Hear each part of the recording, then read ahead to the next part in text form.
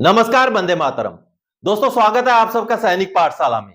75वें गणतंत्र दिवस के उपलक्ष्य में आज सैनिक पाठशाला की ओर से आप सभी को ढेर सारी शुभकामनाएं।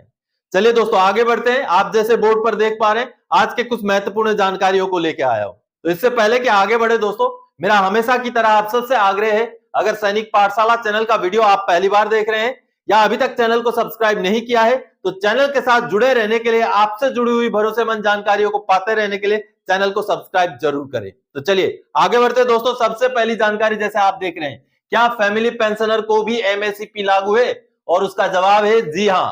कैसे लागू है, मैं आपको चलिए एक लेटर दिखा करके समझाता हूं कि कैसे फैमिली पेंशनर्स को भी एमएसपी लागू है। चलिए लेटर देखते हैं दोस्तों। ये जो लेटर आप देख पा रहे हैं, ईएमई रिकॉर्ड का लेटर 23 जनवरी 2024 का लेटर है और ये लेटर है एमएसपी को ग्रांट करने के संबंध में। और दोस्तों, ये लेटर बिल्कुल फैमिली पेंशनर को एमएसपी दिलाने के संदर्भ में है और ये लेटर रिकॉर्ड ऑफिस की तरफ स्पर्श को लिखा गया है, रिकॉर्ड की तरफ से।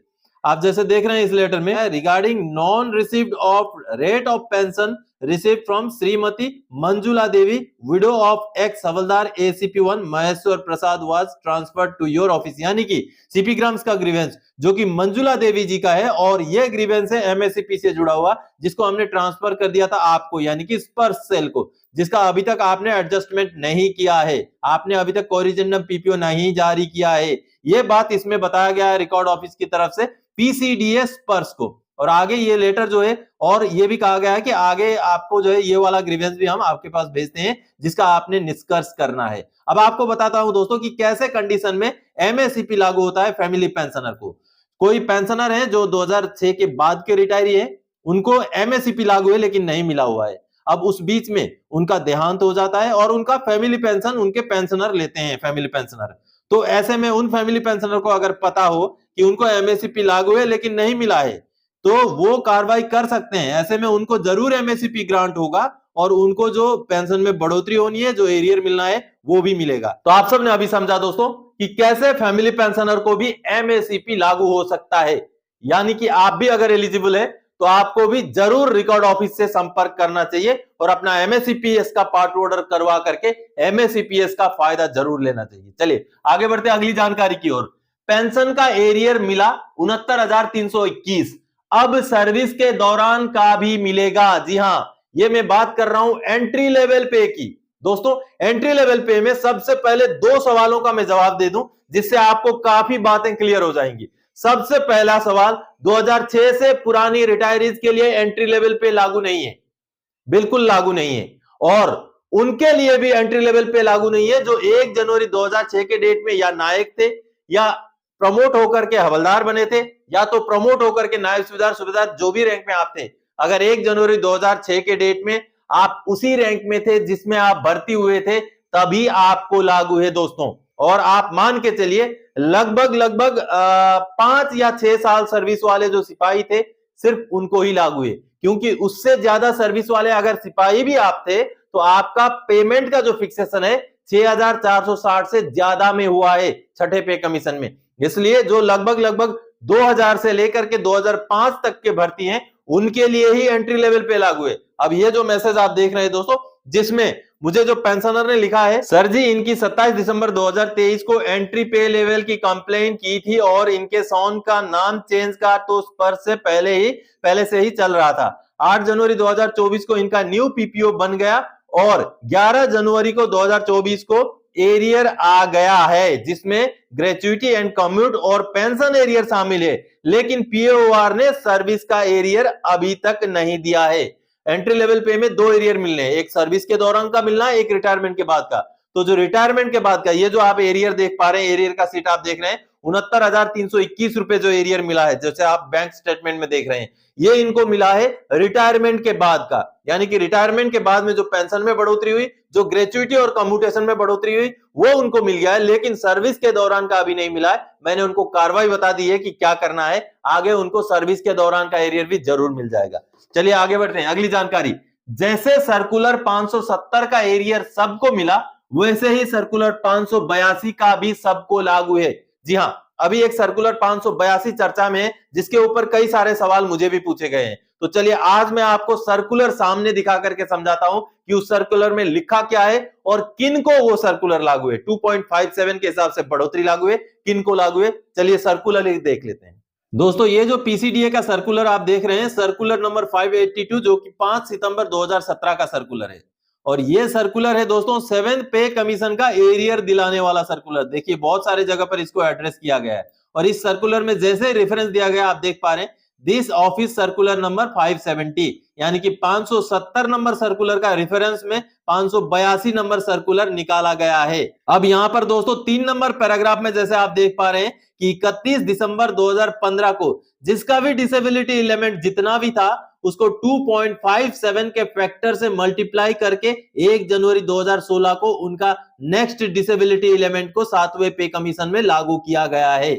यानी कि जैसे हमारा सर्विस एलिमेंट 2.57 के साथ बढ़ करके हमें एरियर मिला जो कि 570 नंबर सर्कुलर के जरिए मिला, वैसे ही जिनको डिसेबिलिटी एलिमेंट लागू है उन सभी को 582 नंबर सर्कुलर का फायदा लागू है और उसका एरियर भी पेंशनर्स को मिला है। ऐसा बहुत कम चांसेस है कि कोई पेंशनर बचे हो जिनका 582 नंबर जो सर्कुलर है उसका एरियर ना मिला हो। लेकिन अगर आपको लगता है, आप चेक करते हैं और ये पाते हैं कि आपको नहीं मिला है, तो आपको जरूर कार्रवाई करना चाहिए। ये देखिए यहाँ पर मिनिमम बेसिक पेंशन वगैरह का भी पूरा जो है डिटेल्स दिया गया है। तो इस सर्कुलर को आप जो है वीडियो पॉज करके पढ़ सकते हैं। दोस्तों इस सर्कुलर में मिनिस्ट्री ऑफ डिफेंस का एक लेटर भी है 4 सितंबर 2017 का, ये देखिए इसी लेटर के आधार पर यह सर्कुलर नंबर 582 पीसीडीए द्वारा जारी किया गया था। चलिए दोस्तों आगे बढ़ते हैं अगली जानकारी की ओर। शाबाश डिफेंस पेंशनर्स, बाकी विभागों को पछाड़ पूर्व सैनिक बने नंबर 1, मिला एरियर 41 लाख से लेकर के 4 लाख तक। आप भी उठाएं फायदा, पेंशन मंत्रालय का लेटर से समझें। जी हां दोस्तों, कुछ बातें होती हैं जो हमारी मांग होती हैं, जैसे हमें इक्वल एमएसपी चाहिए, हमारी मांग है। जैसे हमारी ओआरओपी की विसंगतियां हैं उसको सही किया जाए, लगातार धरना प्रदर्शन चल रहा है, वो हमारी मांग है।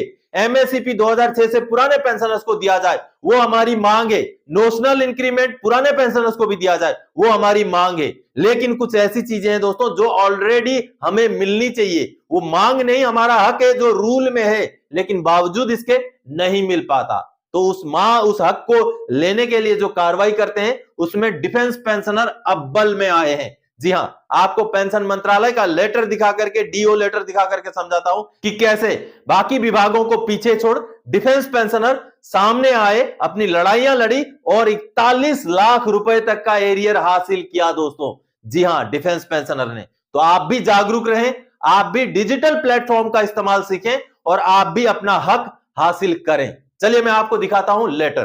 दोस्तों भारत सरकार का पेंशन मंत्रालय का ये जो लेटर आप देख पा रहे हैं, जो कि पेंशन मंत्रालय के सचिव ने लिखा है, सेक्रेटरी ने लिखा है और 15 जनवरी 2024 का लेटर है। ये इस बात की तस्दीक करता है दोस्तों कि डिफेंस पेंशनर जागरूक हो रहे हैं। जी हां, आगे मैं दिखाऊंगा कि डिफेंस पेंशनर ने कैसे बाकी विभागों को पछाड़ते हुए सीपी ग्राम्स का इस्तेमाल सबसे ज्यादा किया और सबसे ज्यादा संख्या में अपनी जो ग्रीवेंसेस हैं उनको सॉल्व किया, उनको समाधान किया और सबसे ज्यादा एरियर लेने के संदर्भ में भी डिफेंस पेंशनर ही सबसे ऊपर, सबसे अव्वल रहे। आप ये जो चार्ट देख पा रहे हैं दोस्तों, इस चार्ट में अगर देखेंगे top 10 ministries, departments, organisations analysed, यानी कि टॉप 10 मिनिस्ट्रीज या डिपार्टमेंट्स जहां पर सीपी ग्राम्स का ज्यादा से ज्यादा ग्रीवेंस रिसीव किए गए हैं। आप देखिए पीसीडीए यानी कि डिफेंस पेंशनर, एक्स सर्विसमैन यानी कि department of ex serviceman welfare, ये भी डिफेंस पेंशनर, आगे डीएफएसबीडी, ये भी एयरफोर्स से जुड़ा हुआ है, उसके बाद डिफेंस फाइनेंस,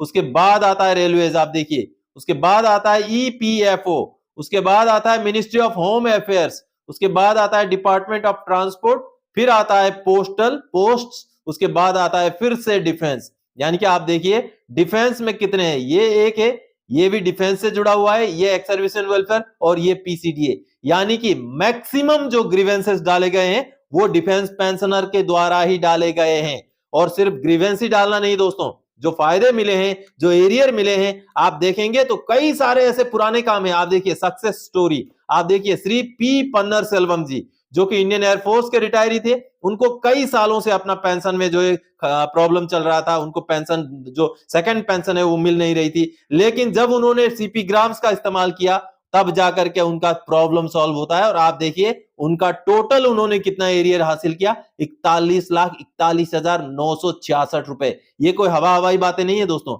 आपने जो देखा, पेंशन मंत्रालय के सचिव ने ये लिखित में जो बाकी मिनिस्ट्रीज को जानकारी दी है। आप देखिए इंडियन आर्मी के पेंशनर जिनको सर्कुलर 568, सर्कुलर 555, सर्कुलर 570, सर्कुलर 666, ये देखिए दोस्तों 568, 555 यानी कि ओआरओपी 1, 570 यानी कि 7th पे कमीशन, 666 यानी कि ओआरओपी 2, सभी का जो है पेंशन का रिवीजन होकर के उनको 7,41,356 रुपए का एरियर मिलता है। देखिए दोस्तों, और सारा काम होता है पेंशन पोर्टल सीपी ग्राम्स के जरिए। आप देखिए मिसेस गुरमीत कौर, इनका भी जो है इंडियन आर्मी के ये फैमिली पेंशनर है, इनका भी जो सॉल्यूशन सीपी ग्राम्स के जरिए होता है और 5,45,515 रुपए उनको एरियर मिलता है। तो आप सबने अभी देखा और समझा दोस्तों कि आप भी सीपी ग्राम्स, सीपेन ग्राम्स का इस्तेमाल करना सीखिए। इसके ऊपर ऑलरेडी मैंने वीडियो बनाए हुए हैं, उसमें रजिस्ट्रेशन कैसे करते हैं, ग्रीवेंस कैसे डालते हैं, स्टेप बाय स्टेप एक एक बातों को समझा करके मैंने वीडियो बनाए हुए हैं। उन वीडियोस को जरूर देख सकते हैं। ये जो वीडियो का लिंक आप देख पा रहे हैं, इसमें वो वीडियो है, तो आप जरूर उनको देखें। तो आज के इस वीडियो में इन्हीं जानकारियों के साथ आया था। आगे और कोई जानकारी था कि आपसे सरोकार रखने वाला विषय लेके मैं फिर से हाजिर हो जाऊंगा। तब तक के लिए जय हिंद दोस्तों।